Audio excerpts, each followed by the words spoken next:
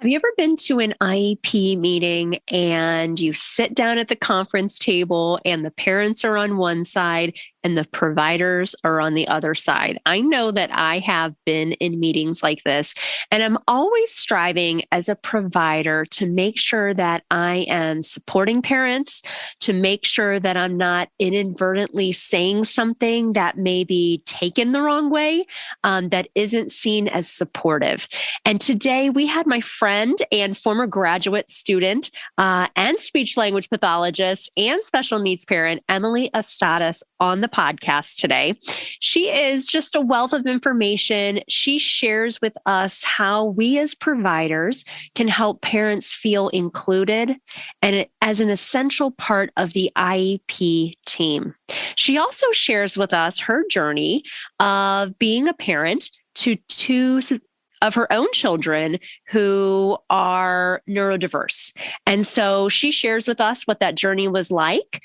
She originally had actually gone to school for art education and got a degree in that. And then she switched paths and she became a speech language pathologist. And she is really just a bright spot in the field, supporting parents, being an amazing clinician. I'm really excited for our episode today. We talk about Rett syndrome as well. It's considered a low incidence disorder. So if it's something that you haven't heard about, it's really great information that she shares with us today.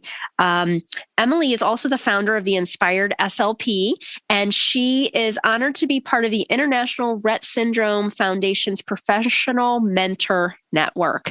We talk a lot about that too, that parents, when their children are initially diagnosed, what that process is like, and her daughter was developing just typically like a typical learner would, and then started to regress a bit. So she shares with us that journey as a parent and now as a parent and a provider, and has such amazing insight. I'm really excited for you to listen to this episode today.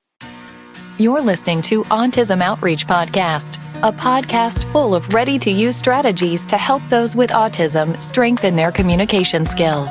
Here's your host, Rose Griffin of ABA Speech, a speech therapist and board-certified behavior analyst who shares tips you can use in your next therapy session.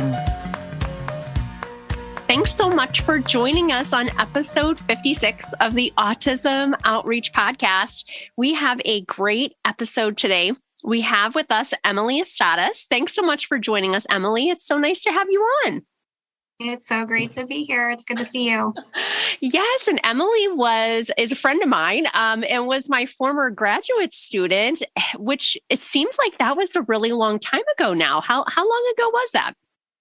Going on 5 years, so about 4.5 years. Wow. It's been that long. Oh my goodness. That's crazy. Yeah. Yes. Time really, really flies. And, we've just had such a great time collaborating together. You've helped out with some speech therapy services here at ABA Speech. And I know you have taken Help Me Find My Voice, our ASHA approved autism course, which we're going to talk a little bit about. But can you tell us a little bit about you? You have an interesting journey of how you got into the field of speech therapy. Can you tell us a little bit about that? Yeah, I will my best to keep it short and sweet as possible, but it's a 20-year journey that started with my daughter diagnosis process. And that actually took about 12 years to get her her primary diagnosis, and then autism as a secondary diagnosis for her at this point. But I believe all of that was mostly due to the time period that occurred, because she was born in 1999. And so, when she was being evaluated, professionals in the field were just starting to hear autism on a regular basis. And that's the same year that the gene that is actually the cause for Rett syndrome, which is her primary diagnosis, was found. So it was just kind of like that transition point. And it's weird to say I can now compare that to COVID, right? It was like we were living in the moment of things changing and knowing that things were evolving. So it was an interesting process, but so I think for professionals, they were just looking at their scope of practice changing at that time. So my daughter is now, and she's never been a textbook case by any means. And what happened with her is she progressed normally until she was about 18 months of age. And then she regressed. She had, a 50 plus word vocabulary. She was combining her words.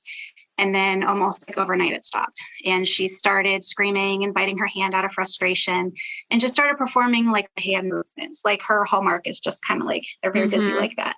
And at age 2, she was diagnosed with PDD-NOS. At the time, we just know that was basically autism spectrum. And this changed when she was 8 to a moderate to severe diagnosis. And then at 12, her neurologist at the time wanted to repeat genetic testing for Rett syndrome. And her reason for doing so is the amount of information that had been gained over those 10 years, time. And since then, her specific gene mutation for Rett syndrome was found. And this time, we learned she had Rett syndrome. And though it was nice to have those pieces put together, the second diagnosis of Rett syndrome was quite a traumatic experience because it comes with a whole host of medical diagnosis and just accepting the nature of the progression of Rett syndrome is not an easy task. But basically kind of going through this whole roller coaster as a parent and is the main reason I feel like that you and I are talking today and that I was able to get to know you. Because when the process began, I was studying art education at Kent State University. I was going to be an art teacher, and that unfortunately never happened, but that's okay. I'm very happy with where I am now.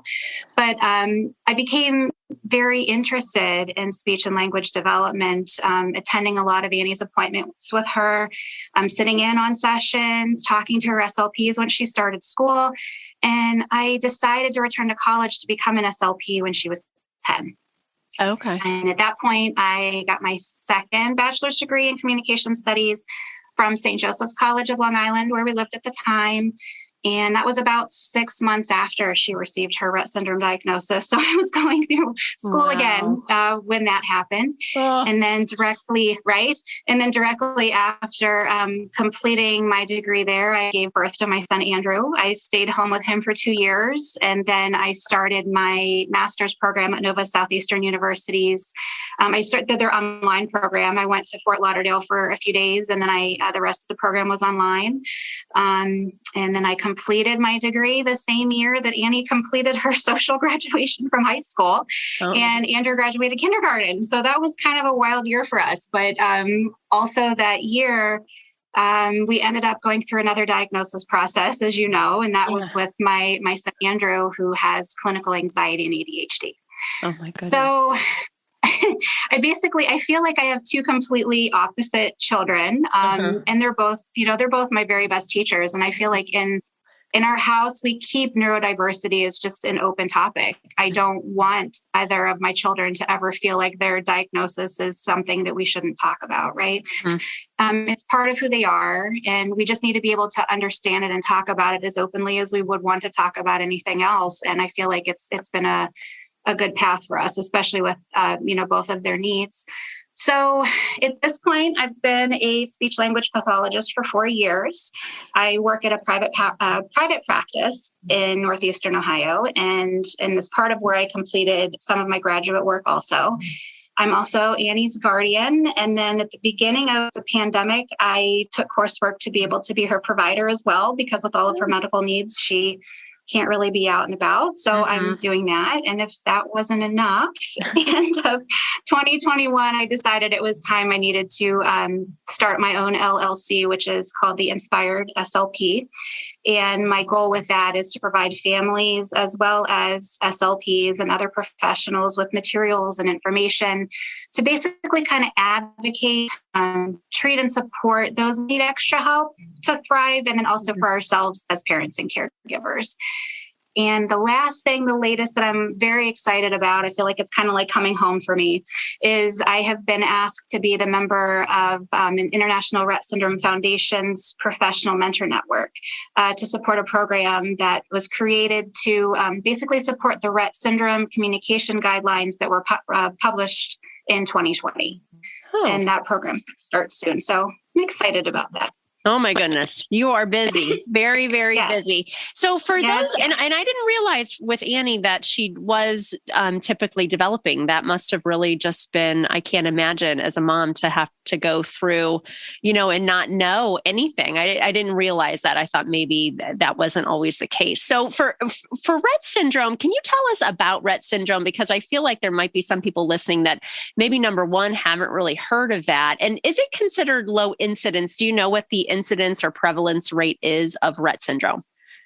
It is. It's rare. It's 1 in 12,000. So Okay. it is. It tends, Yeah. it's rare. And then, that process, I was 22 at the time. Oh my gosh. So I was a really young mom. Mm-hmm. It was very traumatizing. It was very hard. Yeah. Well, and it sounds like were you able to join a support group with Rett once you got that diagnosis, or were you able to, I think sometimes that's helpful, to be around other people that might be going through a similar situation.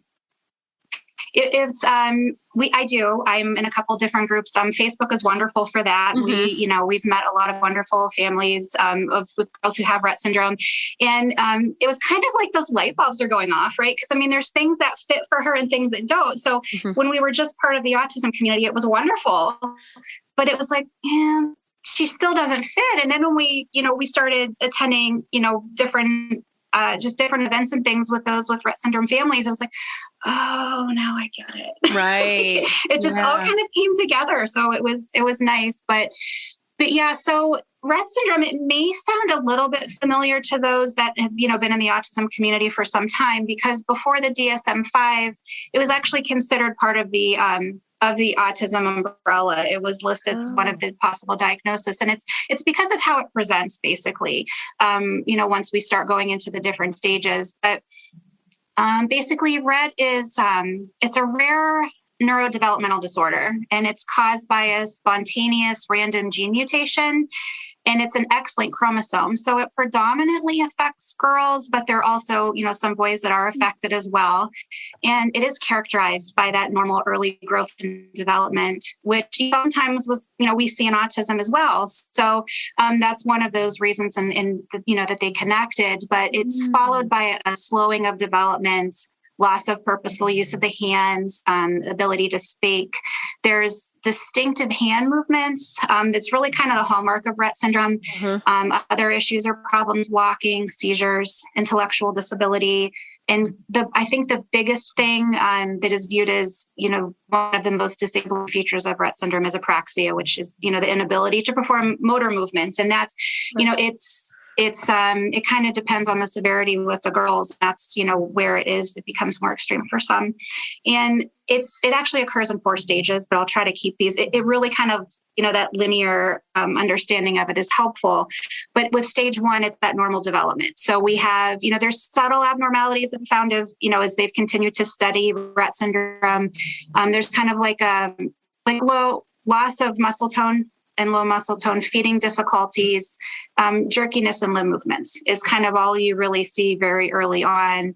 And then stage 2 starts when you see that cognitive and physical, symptom board start to show up. So, and that usually occurs between ages 1 and 4. And that can last, a few weeks to months. And the children lose previously learned skills, as I mentioned with Annie. The onset of this period of regression, it can happen so quick or it can go slow for some. So it's variable. And in these early stages, it's very autistic-like in nature. And then other symptoms that also include are sleep disturbances, teeth grinding, which does not get better, a wide gait, difficulty chewing and swallowing, which is another interesting factor. I think I had shared with you, I learned that Annie had dysphagia while I was in graduate school. She's silently aspirated. Thank you to my degree for that. Also, breathing difficulty, air swallowing. Those are some of the things that start to show up in the second stage. The third is kind of where the girls plateau, and that can happen between ages 2 and 10. And this lasts for years. And, for many, we hope it's most of their lives. And we see signs of improvement at this point. So they're more interested in their surroundings. There's increased attention span, and a lot of times communication skills improve at that time. Stage 4, it's hard. And this is like the hard part to accept, and it can last for years and decades. And at this time, individuals may experience reduced mobility, scoliosis, and then, muscle weakness. And then they have increase in muscle tone, which is interesting. So in the beginning, it's low and now it's increased. And those who were previously able to walk may stop. If they were able to eat independently, they might lose their ability to chew. The good news is like their cognition and the communication and hand skills generally don't decline. Those usually, stay kind of where they were at. And eye gaze improves, which is also a good thing.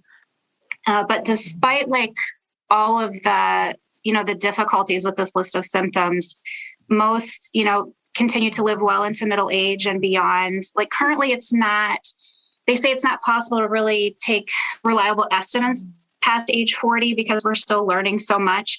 But I, so often on FaceTime, I do see girls, one just celebrated her 53rd birthday. So we're all celebrating as a community, right? So it's really cool. Like we're starting to see more and more. And the thing is, when you think about the time frame, there could be plenty of girls that are, 50 or 60 years old with Rett syndrome, but because of when they found the gene and when they were diagnosed, they're probably misdiagnosed and we just don't know these things. So it's really hard to know for sure. But there is a lot of really significant research going on right now through multiple organizations working towards both a treatment and a cure for Rett syndrome. So it's a very, I'm not just saying it because it's my daughter, but it's a very, very interesting disorder, and everything going along around it is pretty cool. So. Well, it's great that they're learning so much more about it. And that's really amazing about lifespan, because I wasn't so sure about that, or if Annie would have, like more of a reduced lifespan, but being able to see those people that are in their 50s and 60s is probably nice for you to be able to see that. And you're right. We just did an episode about autism in girls with Robin Resigno. And it's just, when this is something new, and if it is low incidence, you just wonder to yourself how many people are probably out there living who potentially have Rett syndrome, but maybe just slipped through the cracks, or maybe it was diagnosed as something different. So I would imagine that really informed how you wanted to, be a speech therapist, and, how you're going to be helping parents and supporting them. And can you tell us a little bit, how were your first experiences with therapy? I mean, did you know what speech therapy was before? I mean, now you're just completely immersed in being able to help support Annie and your son too. But, had you really known what speech therapy was prior to Annie's diagnosis? No, for me, it was, the speech teacher who came in and brought kids out of class who, stuttered, or and sometimes you're like, oh, why are they going to speech? They talk fine, right? Like that was my experience in school. And after that, I really did not know all that much about speech therapy. So, but like the initial sessions, and again, I think it has a lot to do with the time period, right? Because of how everything developed. But we were in a situation that the first professional we saw after the pediatrician was an SLP. And my mom and I took her for her first, her speech evaluation, and we left with an occupational therapy and a physical therapy evaluation and little, referrals for that, and very little explanation as to why. And here I am going, what's going on? Like I knew there was something wrong with my daughter, but I didn't know, I didn't understand. So, and again, I think the professionals did everything that they felt they could at the time, but I think they were learning right along with her and I as to what exactly was occurring. So, at this point for me, like I can look back at it and say, I know everyone did the best they could and everybody was, working together for the best interest of my daughter. But now it obviously had a huge impact on me, right? Like going through this process. So now as a professional, I try to remain open, with families from the beginning and answer questions that I can to the best of my ability. And if it feels right, I'll share concerns and thoughts, as to what's going on. And I immediately, like, if I am concerned that there's a developmental disability, I refer early. And I believe it's paramount to rule out any organic cause, for difficulties that may be presented, because as we know, earlier is better. But it's really a case-by-case basis. I want to make sure the families feel supported and that they have that they have the knowledge that they need to help their children and to feel more prepared for those difficult appointments. I know I felt really blindsided. And I swore that when I was an SLP, I didn't want families to have to feel that way. If that was that situation, I was the first professional and they don't know what's going on. Right. I want to be able to support them in how they need me to. And I will sometimes, provide information if they're wanting to learn more and educate themselves through credible sources. But I definitely highly recommend staying away from Dr. Google, because that's just Yes. goes well. Or sometimes Facebook groups can just be really negative. You know what I mean? I know you're trying to get information, and boy, people are so very opinionated, especially I have found in Facebook groups. So I just feel like you have to try to rely on the professionals that you're working with. And that's so were you guys, because I know you're in Ohio now too. I didn't realize that you weren't in Ohio. So when Annie got this diagnosis and you started your kind of therapy journey with her, you were in a different state. And then did she start school here in Ohio, or what was that transition to school services? We were actually in Ohio when she was initially diagnosed. Oh, okay. We were in Northeastern Ohio then. We were only on Long Island for 4 years. Oh, okay. So it was a very short period of time that we were there, but the services were different. And it was another podcast that you had. You were talking to somebody from New York, and we were talking about that parent training piece where you actually go into the schools and have that interaction with the parents. And it was that I absolutely love that about New York. I wish we had that here in Ohio, where it was a regular thing. You went in and you sat down with the teacher. If you wanted to talk to, the occupational therapist or the speech therapist, they scheduled for them to be there. It was wonderful. There was a lot more in faith, face-to-face connections. And it was great. I love that. That is nice. I mean, that's what I like about ABA speech is that I see all my clients, they're home-based. So I just saw a client this morning, an autistic client, and I just like being able to talk with parents because, you were my graduate student. We definitely talk to parents, but I mean, it's just hard. It's harder in a public school because there's just so many different barriers. And now with COVID, and, it's a whole new world. It's a whole thing, but there are just a lot of barriers. It's school-based. Yeah. New York does have a lot of, East Coast does have a lot of really interesting services that are just, different here. And it's probably dependent on your district and things like that. But okay, interesting. So then she transitioned into school-based services. So what was that transition from preschool services or early intervention more into school-based services? School-based, I can remember initially feeling very excited because I felt like I was going to have this team of individuals that would know how to help my daughter. And then again, I learned very quickly that school was going to be a lot like therapy. She was a bit of an anomaly, right? Mm-hmm. So the team was learning, with her and me along the way. And there was, again, everyone was doing their best. And I feel like I had a lot more support there when she was in school services. And it was definitely during that period that I really started thinking about becoming an SLP.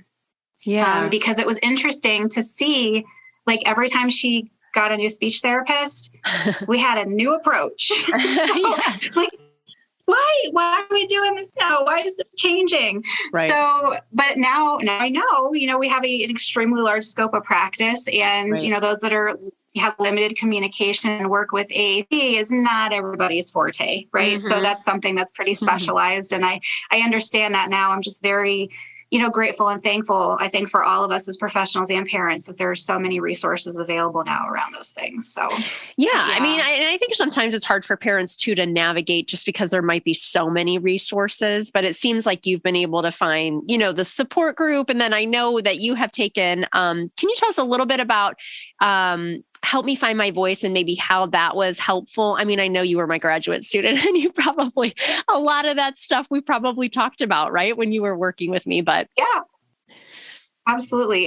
The biggest thing that I have taken away from everything I've learned from you is, and I know it's something that you are, it's very important to you, is that modified leisure skill. At any age. And as soon as I have a new kiddo come in and we're working on turn taking skills, I'm like, okay, how can I take, this game that we played? How do I modify it? And how do I make it fun? That is, I think, one of the biggest thing. And I think about it all the time when I'm working with my clients that I picked up all of that information and learned that from you. And it's, again, that's part of the course.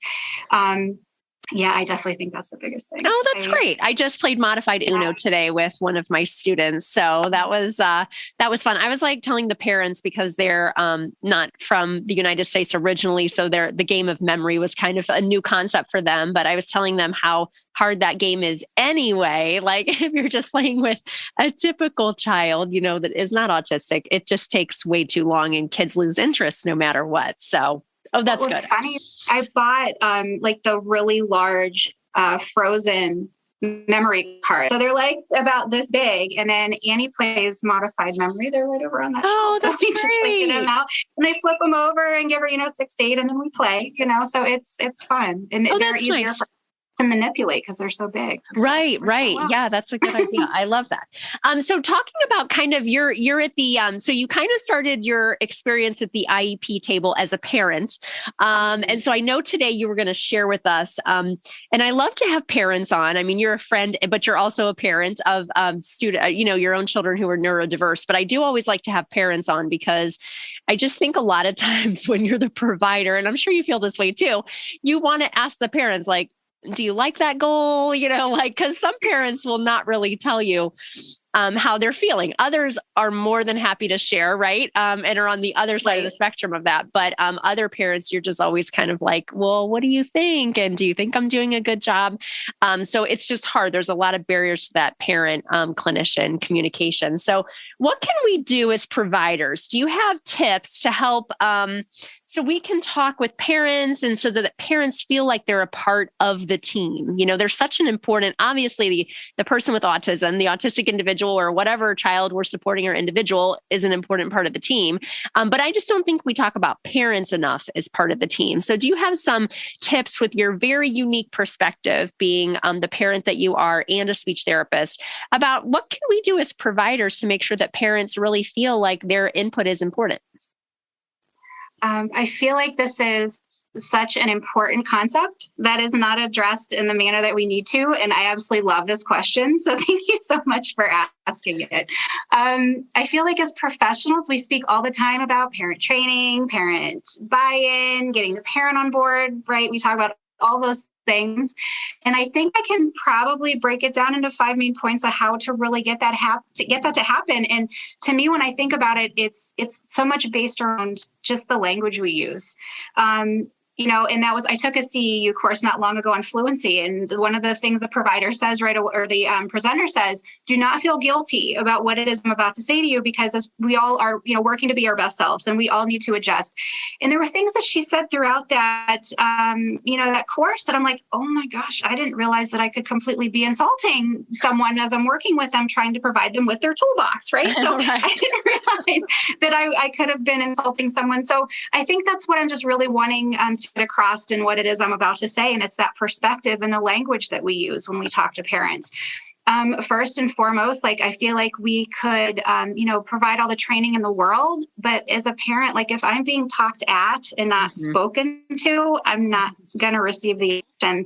And I'd be lying to say if I felt like that didn't happen, because it has.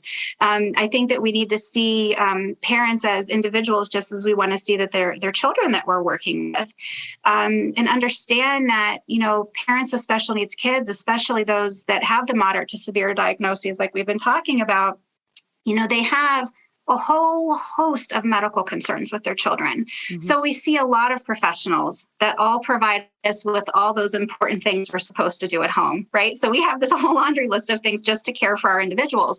But at the same time, as I'm saying that, with knowing my other situation, do not discount parents of the children that they have differences that are not so visible, because these are the kiddos that are skating right along that line of the standardized assessment, right?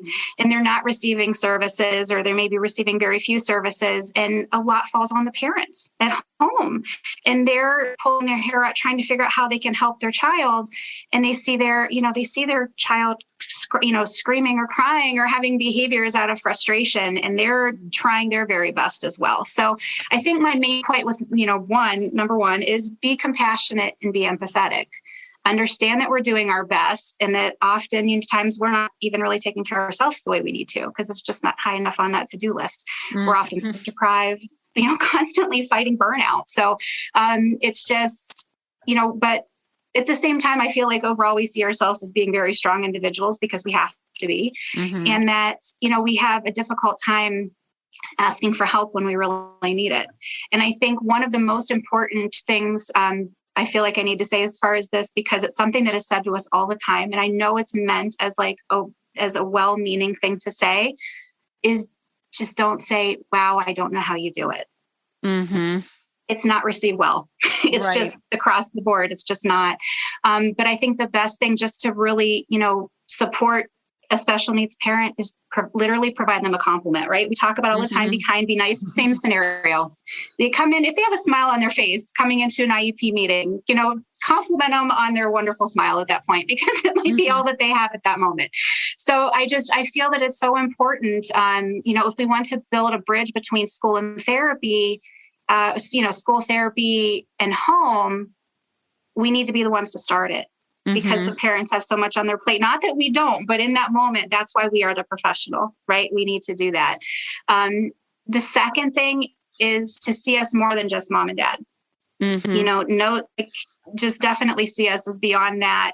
And I recently learned that some parents don't like to be referred to as mom and dad, which admittedly, this is what I'm guilty on. Like, I'm trying so hard to stop doing it, because I never really I'm mom in this scenario, right? So I never really minded it. But, for some people, and special needs parents in general, we feel secluded and we feel excluded from society, right? So we feel like we've lost a big part of our identity, and being addressed in this way when you walk in and someone says, "Hi, mom," and everybody else at the table is Mr. or Mrs. Doctor, you might feel a little bit uncomfortable.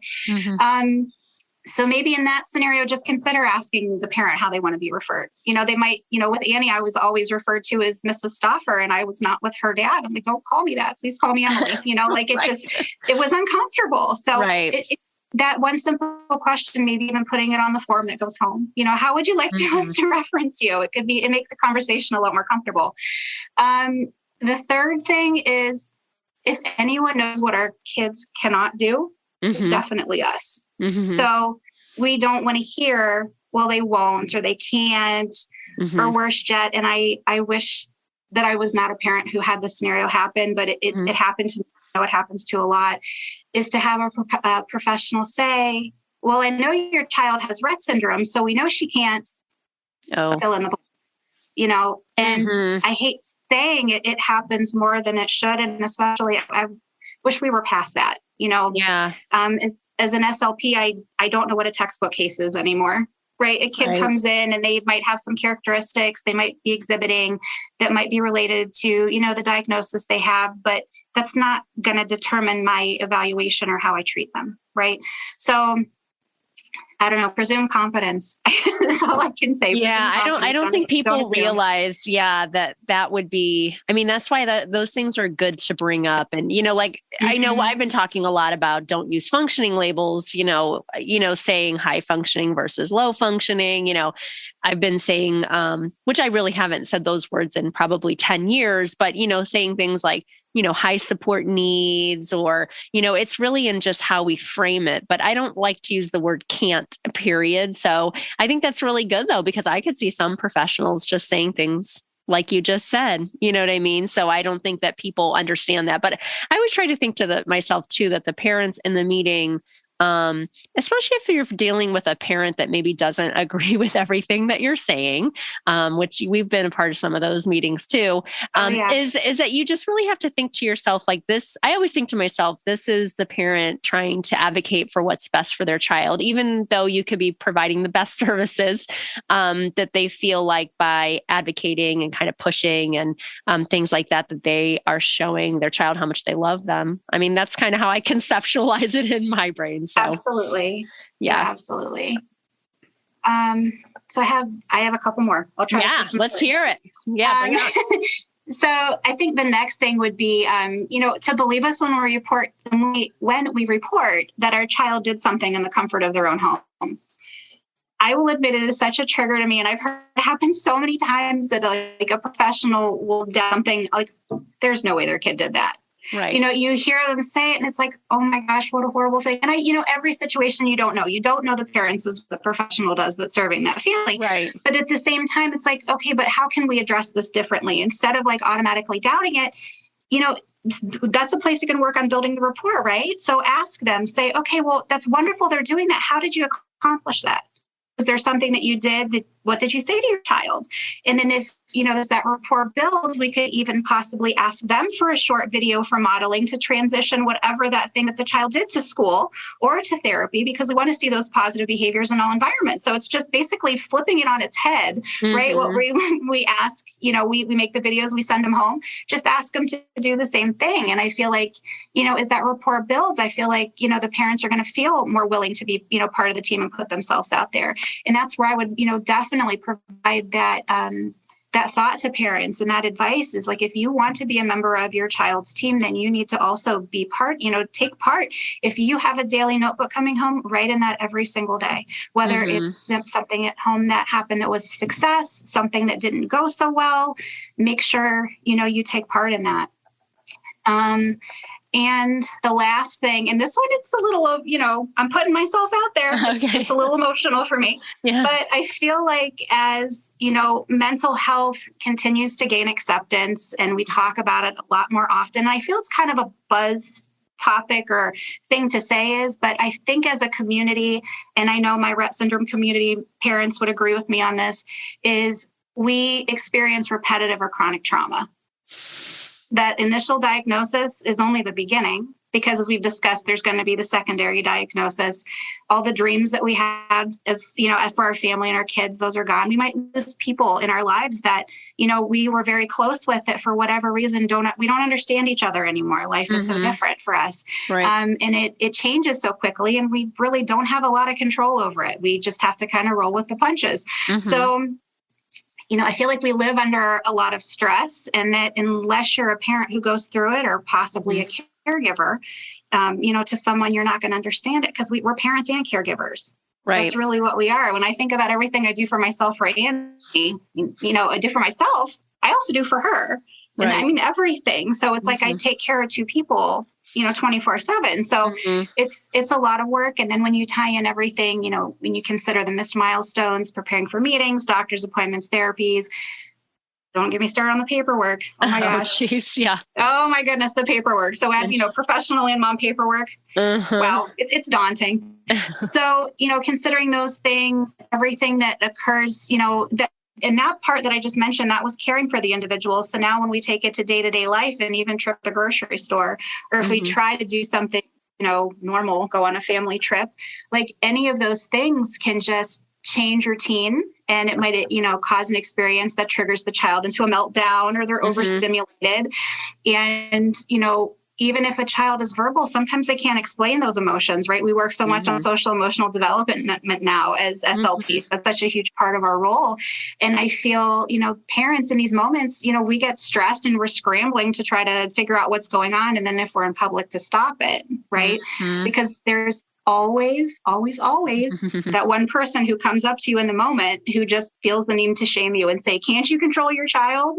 Oh my What kind of mother are you? And we really need that at that point, right? And these are the things that I feel like when we're sitting around that table, or we're having that initial evaluation with parents, we're not always thinking about those things, but this is what, as parents, we're bringing to the table. And now we're going to sit and talk about all these things that are going on with our child that we don't really want to talk about, but we have to, so we're immediately on guard as soon as we walk through the door. So I feel like if we, go into, a meeting, or, say it's an IEP, or if it's, an evaluation in a private practice, like with where I'm at, if we just take a couple minutes, I know we're on the clock, but if we take a couple minutes just to have a conversation with that parent about something other than their child, whether it's the outfit they're wearing, or, something going on right now in the world, just chat with them about something and have a conversation as two adults before we dive into those difficult discussions. And I think that would make a world of difference. Yeah, I love that. Those are amazing strategies. Thank you so much for sharing that. It's great just to hear your perspective. I feel like we know each other, but you've never shared those things. And I think that's just so helpful as providers, because oftentimes we're sitting either virtually on the, the other side of the IEP table, or, back in the olden days when it was parents on one side and parent advocate administrator, and then the school team, it does kind of feel like an us versus them, even though we know that's not the case. Somebody was saying that's kind of why Zoom meetings are kind of nice, because we're not on those opposite sides of the table. Sure. Yeah. So I was like, I never thought about that because you definitely don't want it to feel that way, but it definitely, depending on the meeting and the mood, it can definitely feel that way. So, oh my goodness, such great information. So Emily, if people want to find out more about you and your work, what is your website or where can people find out more about you?